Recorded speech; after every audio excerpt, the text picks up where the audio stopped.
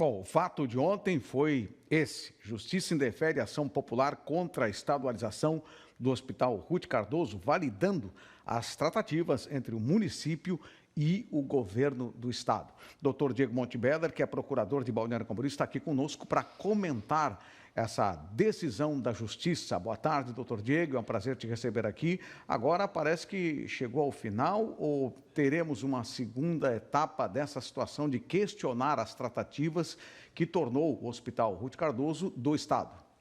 Boa tarde, Saúl. Boa tarde a todos os telespectadores da TV Panorama. Então, essa é uma ação popular, né? E diga-se de passagem que o município tomou conhecimento através de declarações públicas realizadas pelo próprio autor da ação. O que se deve deixar claro que a ação popular ela não tutela o interesse particular, e sim o interesse coletivo, baseado aí na Lei 44717, na própria Constituição Federal. Ou seja, se há uma verificação, dentre alguns requisitos que devam ser preenchidos, de lesão, dentre eles uma lesão direta ao interesse público, essa ação popular ela pode ser movida. No caso, a parte autora relatou que haveria essa lesão, e, entretanto, o magistrado, ao analisar a petição inicial, diga-se de passagem, o município sequer foi citado em razão disso, ao analisar a petição, verificou que não haviam indícios concretos, que é um dos requisitos para a ação popular, de lesividade. Ou seja, a ausência desse requisito acabou por indeferir a petição inicial. O município sequer foi parte no processo, foi citado para se manifestar no processo. Certo. Doutor Diego, a pergunta de todo mundo, isso pode ter sido uma iniciativa com cunho político? Olha, eu entro nessa seara. Na realidade, fazendo uma análise, até depois que se tornou pública, volto a dizer, pelo próprio autor, verifiquei a ação e realmente o que o magistrado relatou, não havia qualquer substrato probatório a comprovar uma lesividade aos cofres públicos.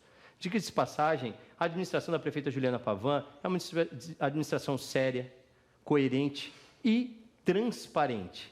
Tanto é verdade que o município não precisou nem apresentar uma defesa, pois foi verificado que não havia qualquer indício de prova a sustentar essa lesão ao patrimônio público. Há, inclusive, uma ressalva na decisão, e isso é importante relatar, que trata-se, inclusive, essa estadualização do hospital, a ação buscava anular essa doação realizada do município para o Estado, claro, relatado na decisão, que isso é uma decisão dos gestores públicos, ou seja, o próprio Poder Judiciário não poderia se emitir ou realizar qualquer juízo de mérito, à exceção de se houvesse uma eventual lesão, pois é de autonomia do chefe do Executivo. E o que se tem que deixar claro aqui também, Saúl, é o que é público e notório. O Hospital Ruth Cardoso ele já estava realizando seu trabalho e sua prestação de serviço de forma regional. Não era mais um hospital tão somente dedicado aos munícipes de Balneário Camboriú. Entretanto, a conta era paga tão somente por Balneário Camboriú. E essa estadualização fez com que houvesse aí um equilíbrio nessa situação, desonerando o município em mais de 8 milhões por mês, numa conta de mais de 90 milhões por ano, sendo que a capacidade financeira do município, isso é bem importante, a capacidade financeira do município de investimento no hospital era de 1 milhão por ano. E o Estado vem com uma capacidade de 10 milhões. E só nos próximos 5 anos, de mais de 60 milhões. Então, veja-se, por certo que a decisão tomada pela prefeita Juliana Pavan, em conjunto com o governador Jorginho Melo, é claro de que o município, tanto o município quanto o Estado, aliás, os munícipes ganham num hospital regional, num hospital que tem um atendimento melhor, que abarca toda a região e com um grande investimento aí do Estado, que possui uma capacidade financeira muito superior à do próprio município. Quer dizer que, então, isso é um assunto encerrado? Bom, esta decisão ela é passível ainda de recurso pelo próprio autor. Então, se houver um recurso, aí sim o município será citado para se manifestar também acerca do recurso. E de forma restrita ao não recebimento da ação. Isso tem que se deixar bem claro. Olha, doutor Diego, muito obrigado pelas informações. É importante que as pessoas que estão em casa soubessem desta informação. Muito obrigado, uma boa tarde ao senhor. Uma boa tarde. Muito bem, a gente vai seguir acompanhando, né? Claro que para nós é um assunto encerrado. Muito bem, olha, aqui na tela da TVC, a Bianca Robles traz agora as suas informações, está na praia de Taquarinhas, ela já falou lá na abertura do TVC News. Bianca. Pois é, Saul, eu estou aqui hoje porque eu vou falar da região sul, né? A subprefeitura da região sul de Balneário Camboriú informou que não vai realizar atendimento ao público nesta terça e quarta-feira, para viabilizar o início das obras da Casa Linhares. Os atendimentos vão retornar na quinta-feira e o endereço provisório, que vai ser a Colônia de Pescadores Z7, que fica ali na rua João Francisco Vitor, número 40. E os atendimentos vão ocorrer no mesmo horário, das 7 horas da manhã às 6 horas da tarde. Saúl. Tá certo, Bianca Robles, muito obrigado. Informação importante para quem utiliza os serviços da subprefeitura do bairro da Barra. Bianca, muito obrigado. Aproveita aí esse clima, esse ambiente maravilhoso. Uma boa terça-feira para você. Muito obrigada, Saúl. Uma boa terça-feira para você e para todos que estão nos assistindo. Até amanhã. Tá certo, muito obrigado. Olha, a gente segue falando sobre os assuntos importantes, assuntos estaduais, assuntos nacionais e também da nossa região aqui. E ontem o Brasil inteiro ficou ligado, né? Afinal de contas, o Ancelotti divulgou a lista dos convocados. E, obviamente, nós da TVC Panorama temos aqui o nosso especialista na área esportiva. Já está conosco aqui o Pedro Ismânia, que é um dos profundos conhecedores, né? Executivo de futebol do Hercílio Luz de Tubarão, mas tem aí uma passagem pelo Figueirense, ganhando vários títulos e também no São Paulo. Pedro Ismânia, escuta aí, fala pra gente, o que você achou da convocação dos nomes apresentados pelo Ancelotti? Boa tarde. Boa tarde, Saúl. Boa tarde a todos que nos veem e nos assistem aí hoje. A convocação da seleção brasileira para a Copa do Mundo 2016, ela foi feita pelo Carlo Ancelotti. Ela mexe muito mais, né? Mexe muito com... mais do que com nomes, né? Ela mexe com uma ideia, ela mostra uma ideia clara de equipe.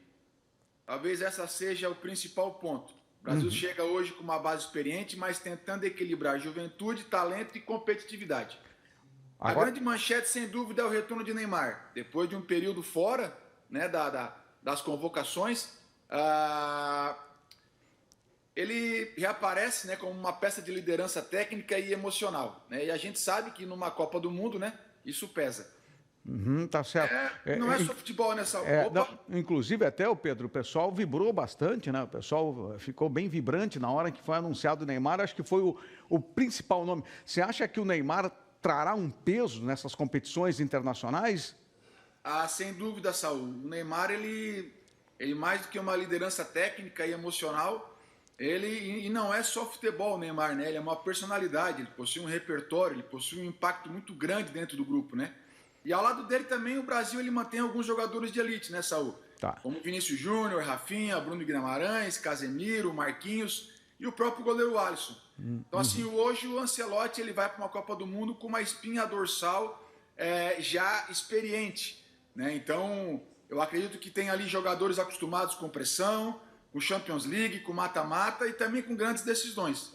Pois é, mas, ô Pedro, olha aqui, é o seguinte, tá todo mundo de saco cheio com essa história. O Vini Júnior joga muito na Espanha, mas quando chega nos compromissos da seleção brasileira, parece que ele fica engessado.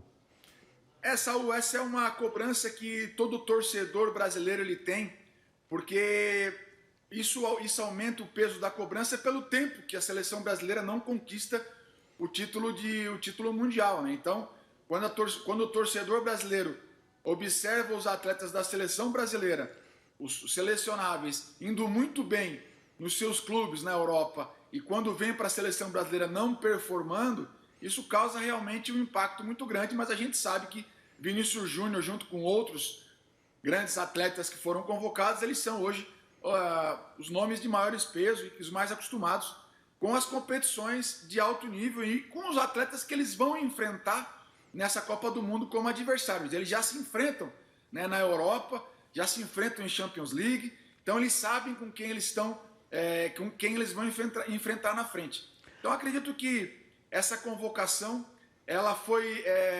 equilibrada. Acredito que o Ancelotti ele convocou aqueles, claro que vai ter toda a convocação, Saul, ela vai gerar debate. Sempre vai ter uma grande discussão sobre quem ficou de fora. Se faltou mais criatividade no meio de campo, se tem opções diferentes na defesa. Isso é natural. Em toda a Copa do Mundo, convocação ela nunca foi unânime.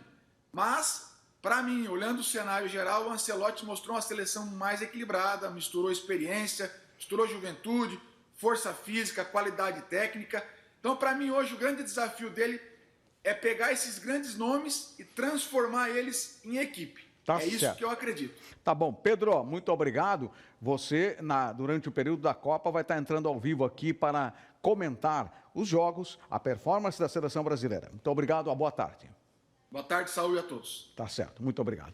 E assim, com o comentário do Pedro Ismânia, tem gente que concordou, né? O Neymar é o grande cara, outros diziam que o Neymar tinha que ficar, ainda bem que o Neymar vai, gente, ainda bem. Muito obrigado a todos pela audiência, a gente volta amanhã com o TVC News. Muito obrigado mesmo pela preferência, as pessoas que nos encontram nas ruas, nos locais, dizendo, eu assisto o TVC News, eu assisto a TVC Panorama, TV Cultura para o estado de Santa Catarina. Boa terça-feira.